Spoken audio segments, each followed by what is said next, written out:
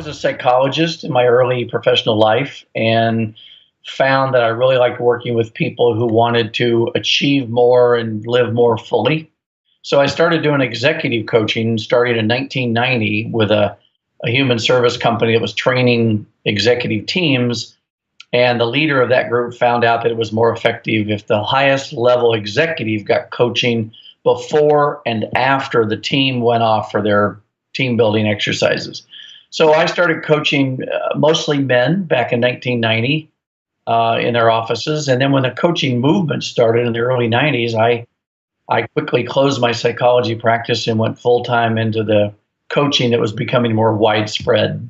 Since you've been in the coaching business for decades, what has helped you to grow your coaching business, and what can people after this call apply immediately to grow theirs as well? Yeah, that's a great question. And I think about that in two phases. In the early days, I was very busy as a psychologist in a small town, which actually had its drawbacks because people knew me so well, they often didn't want to come to me as their shrink. But when I announced that I was doing coaching, they were more apt to come because that didn't seem to have any stigma to it.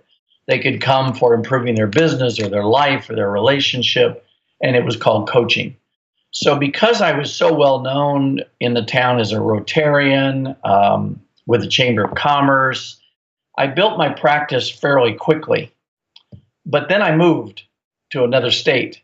So I had a new state, a new business, a new relationship, and I had to kind of start all over, even though I was doing phone coaching when I was finished with those clients.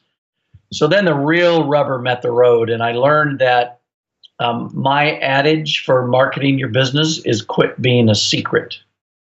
So you have to let people know what you're doing, and you need to look for opportunities to answer that question. So what do you do?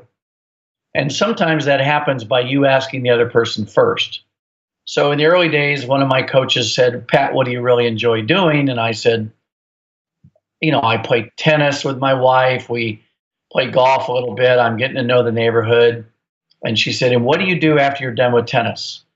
And I said, well, we usually sit and have a drink or go out for ice cream or something. And she said, that's the marketing opportunity right there. Those people are going to wonder what brought you to town, what got you to love tennis.